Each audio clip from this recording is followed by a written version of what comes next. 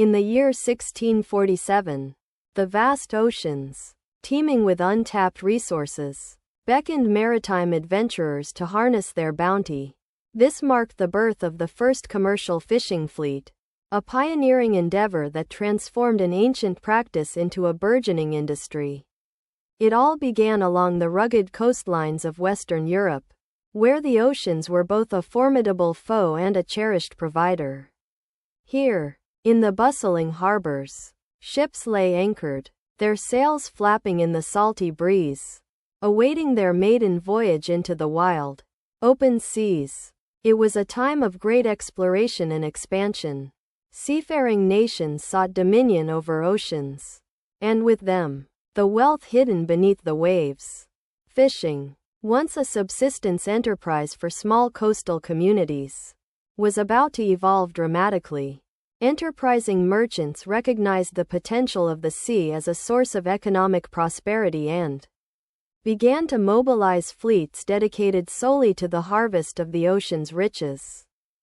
These first fleets were crafted out of necessity and innovation, their wooden hulls reinforced to brave the tumultuous North Atlantic.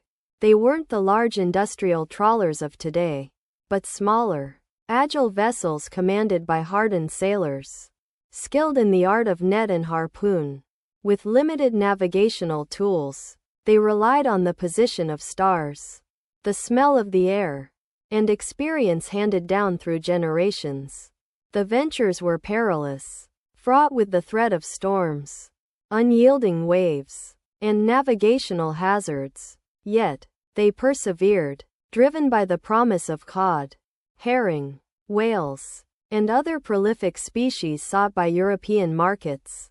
Cod, particularly, was the gold standard of the time, often called the silver of the sea, and was in high demand in European markets where it was a dietary staple.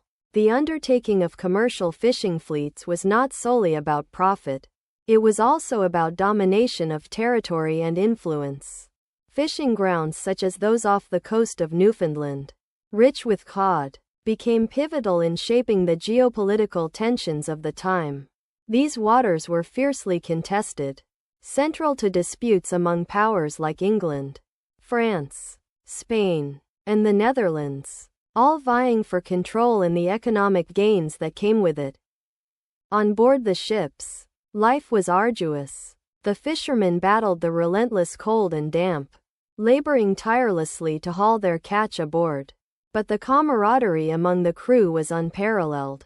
They shared stories, forged deep bonds, and pledged loyalty not just to their captains, but also to the shared dream of fortune and adventure. Over time, the success of these fleets influenced settlement patterns, trade routes, and altered culinary habits across Europe.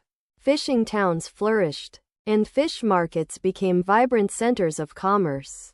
The impact of these fleets can still be felt today, as fishing remains integral to many coastal economies worldwide. So as we ponder our modern connection to the sea, let us remember those bold early fishermen whose vision and tenacity opened new horizons. They laid the groundwork for what would become a vital industry sustained by both tradition and innovation. Thank you for joining us on this voyage into history. Please remember to like and subscribe for more fascinating stories of our shared past, and do share your thoughts in the comments. We'd love to hear your perspectives on the legacy of early fishermen and the evolution of the fishing industry.